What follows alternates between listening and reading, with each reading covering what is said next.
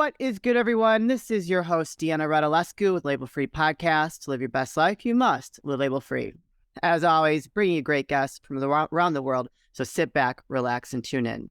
My next guest is an award-winning author, keynote speaker, vulnerable storytelling expert, been featured in many news outlets, and also is a significant voice for the LGBTQ community.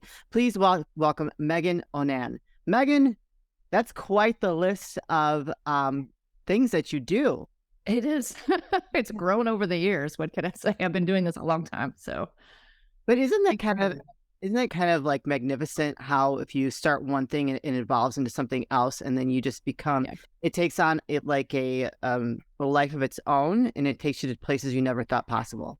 Absolutely. And I've learned in my work too, with just like my clients over the years, is you find that central lane that's yours, and if you stick with that and you stay true to yourself, then it's so easy to branch out in all of the different areas of content production and how you work with clients and masterminds. And you can just go and go and go if you just stay in your lane, stay in your niche. For sure. Yeah, no, I love that. So what came first? Was the keynote speaking or becoming an author? Because I feel like all those things kind of go hand in hand. For me, it was becoming an author, and that's the first thing I really wanted. And even when I was younger, I knew that I wanted to be an author and speaker, but the writing it was more a natural thing for me. Yeah. And so I published my first book in 2008. I was mid-20s, super naive about the industry, and just had this extreme belief that I was supposed to do it. And I ended up, I don't even know how I got a publisher, but I got a publisher. I just started writing to every publishing company I could and submitting my proposal. And I ended up signing with this independent press and starting my career. I left it was my last 8-to-5 job, and it kickstarted everything for me and have just been going strong ever since. Wow. That's amazing. I mean, talk about like putting yourself out there and just like going with the flow, right? Totally. But I totally believed it too. I was like, I can do this. I've got this. And I can, I just remember feeling that way in my 20s, and it actually worked out for me. So that's great. I want to write a book. I mean, I've got plans to release a book, one specifically for the podcast and one for myself. But whenever when I talk to an author, I'm just like, I'm so amazed that you guys actually can sit down and get it done, because it's daunting to me. Oh my gosh, yes. I'm like, oh my gosh, can I do this? And then I just get sidetracked. So I don't know. One of these days we'll get there. And the name of your book is Creating Your Heaven on Earth. Is that's your first one? That's my first one, yeah. And what was that one about? So that one was like just my perspective on life. I actually wrote it while I was in a really bad relationship. Oh. And I think I just wrote myself out of that relationship. That I was really digging into who I was and who I wanted to become. Yeah. And I knew what that was. And as soon as I started putting it on paper, I started to see myself in a brighter light, and it just made sense that relationship wasn't going to work for me anymore, and I was ready to move forward. So it was really kind of like this healing process for me to move forward into loving myself in a way that I had never done before. So it's essentially about my spiritual beliefs and what I believe to be true about life. Yeah. That's beautiful though. Like how cathartic and just, being able to do that. I think that's a very healthy way, to get out of a relationship that doesn't serve you, and to kind of look at it on paper like, whoa, this isn't for me. Peace out.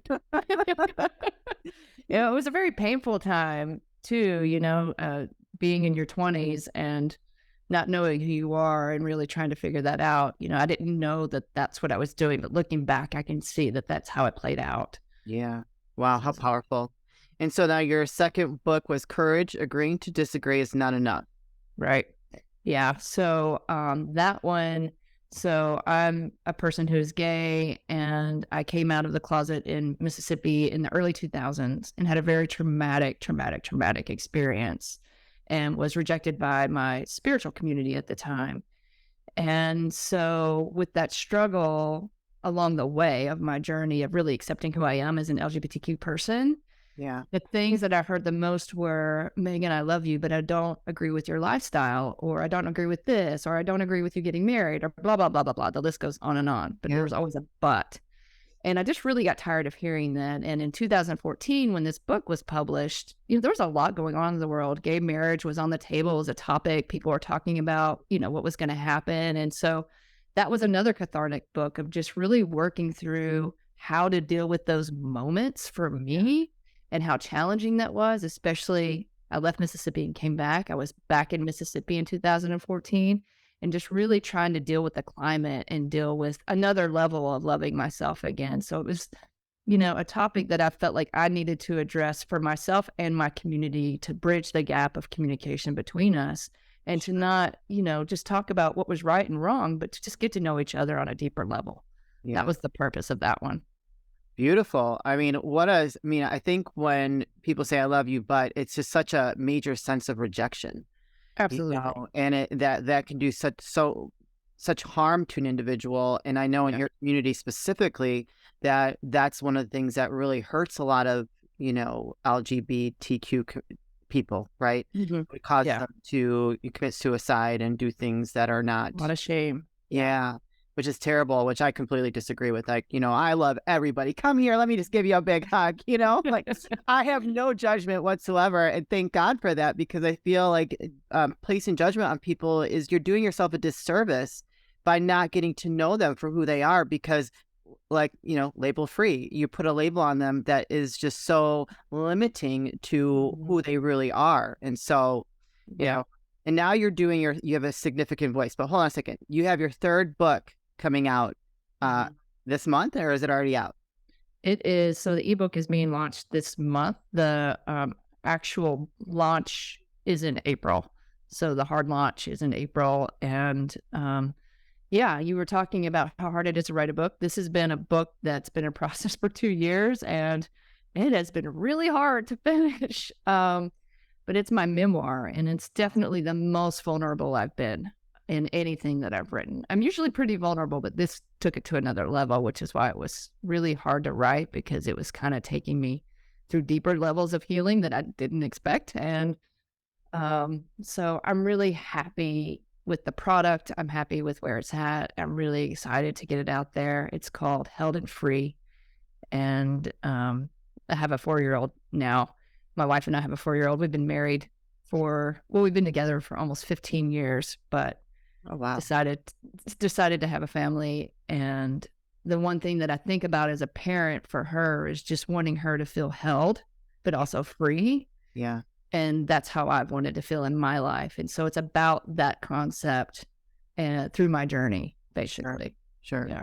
So could you share a vulnerable part of the book that was hard for you to get on paper? A lot. So that relationship I was talking about earlier, revisiting that one was really hard for me because it was such a painful time in my life. Yeah. So that was the hardest part to work through for me, because I think at the time I did not love who I was at all. And that was the thing that really pushed me to look in the mirror the most. It just really broke my spirit. It really broke me and made me face myself. So that was the hardest part for me to get through. Yeah. Was that your first major lesbian relationship?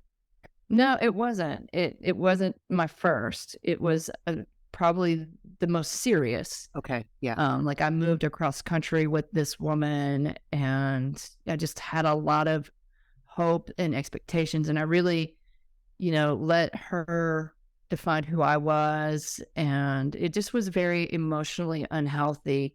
And I really lost myself in that relationship. So that's what made it, I think, so painful. Yeah, and that's no fun. It's interesting. I spoke to a lot of, LGBTQ people, and there's a common denominator, not with all, but more, the percentage is very high, that those first serious relationships tend to be the hardest and not the most healthy.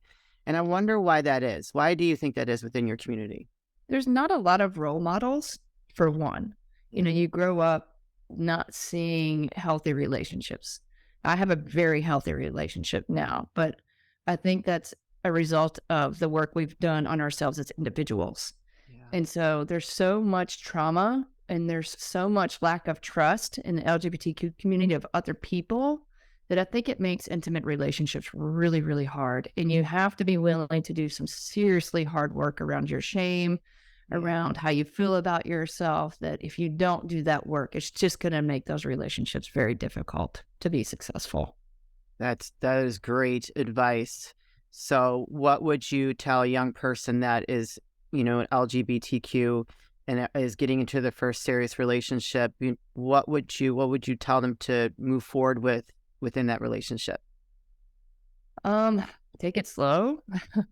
um, get a sense of who you are in the middle of that, and make sure that you're both working on yourself separately, like either through therapy or through a coach, or just be very intentional about how you're working on yourself to become a better person, and make sure your partner has that same outlook, Yeah. that they also want to work on themselves and grow. Because if you are the only one evolving, then the partnership will never work. You both have to evolve together and communicate. So that's what I would say. That's what I wish I had done. Yeah. So I had a little brother. Well, my family adopted him, and he was, came out gay very young. We had done martial arts together, and he was rejected by our sensei. I was very upset with that. And as he grew up and he was a teenager, he was getting involved with older men that were very abusive towards him. Mhm. And I remember at one point I went to go rescue him from this guy's house. I kicked in the door like, my brother's coming with me, because he was Wow. like, my little brother. And it took him a while to get into a healthy relationship with a man because he was so used to this negative type of environment within his relationship. And I was just like, I was like, came to rescue him whenever he needed me, but I just watched that evolution for him within his relationships with other men. So, for me, I'm like very, very passionate about making sure that if you are going to be in a relationship, well, I mean, myself, I've been in abusive relationships too. I mean, we're all like, we all can Absolutely. When it comes down to it. Yeah. be exposed to it. Yeah. So you are a keynote speaker, and now are your speaking engagements focused around being a positive voice within your community? It has been a large part of my career, I will say that, but I've really moved into, in the last 4 or 5 years, I've kind of shifted more into like the storytelling space. Yeah, And so I'd speak a lot. So I'll go into corporations, or I work for a talent agency right now. I consult with all of their speakers in this space because this has become my thing. yeah, And just the power of storytelling and how it actually shifts narratives and how it shifts communities' perspectives and how it can shift a corporate culture. Because I've just seen it in my own life and the work that I've done over the years here in Mississippi. I've approached hard conversations with my story and with my experience, and then just welcome people in to share their experience or whatever it is. And I've just seen so much good come from that perspective, and using storytelling as a tool to, bridge differences, that now it's just become my passion and my teaching point because I've seen it just do such positive things in my own life. And so I use that in all aspects. The book that's coming out, my speaking, my work, at the agency, whatever it is I'm doing, it's the central part of who I am because I really love it. I love it so much. that's great. Yeah. What are some things that you're proud of with as being significant voice within your community with pastors? I'd like to hear that because I think that's got to be a very interesting experience talking Yeah. to pastors about, being positive around your community. Well, there's been a lot. Like I was a first national coming out day speaker at Mississippi State University ever. And so that landed me on the front page, and that just kind of catapulted all these conversations happening over the course of many, many years. Yeah. And so I'd end up on Mississippi Public Radio multiple times. So I was being exposed by other Mississippians Yeah. the entire time, or I was on local TV stations having debates with Baptist pastors about, gay rights or gay marriage. And my approach was always, this is how I feel about it. You're not wrong. This is how I feel and how it makes me feel. When you do this, this is what I feel. Yeah. And it always opened that door to a deeper conversation. with them after a show or after an event or whatever it was, there was always follow-up. And so I saw the power of that approach in those, in bringing those conversations so we could just get to know one another. And I've never wanted to change anyone's mind. Why would I do that when people done it to me my whole life? Like I always approach a conversation just trying to understand and just trying to love who that person is and letting them love me.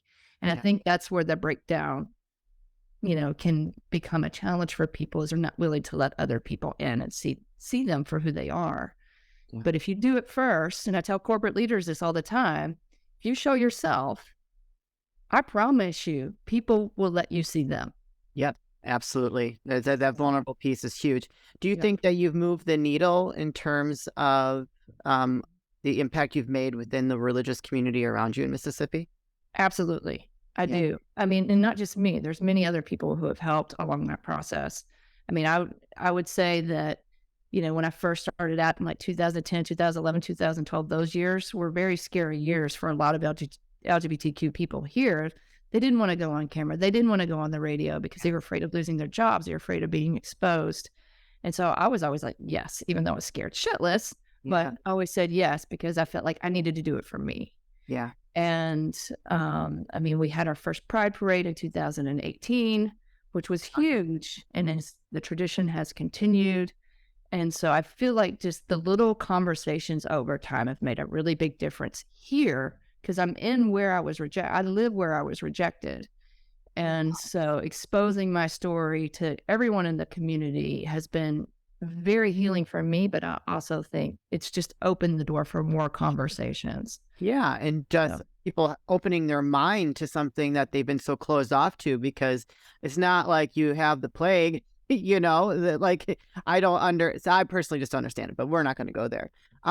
Where can people find you, reach out to you, connect with you, and learn more? So my website, everything is there, meaganonan.com, meaganonan.com. All my social media, anything you want to know about me is there, pretty much. Or you can also Google me. That's fun. I know, right? Google. They got so much out there. You guys will put that link in the show notes. So if you are interested in connecting with Meagan, go ahead and click that link. Go reach out to her. Go check out her social media links and follow her. And continue the conversation if you are interested in having her help you with that. This is the part of the show where I like to ask for last words of wisdom or advice. What would you like to leave with us today? I think I'll stay on the storytelling kick here. Is just like, be willing to look at yourself and share your stories because it's the one sacred thing you have to actually shift a conversation or to change someone's life and ultimately heal your own life. Ooh, that's good. I couldn't agree more. That was beautiful. Well, Meagan, thank you so much for the work that you do and for being open and honest and vulnerable and just trying to change the perspective around people's view, closed-minded people's view on your community. I think it's a beautiful thing. So we appreciate you. Thank you so much for having me. You're welcome. You guys, this is your host, Deanna Radulescu with Label Free Podcasts. Live your best life. You must live label free. As always, don't forget to subscribe, follow, rate, review, comment, share, all those good things. And now I'll be back soon with more dynamic guests.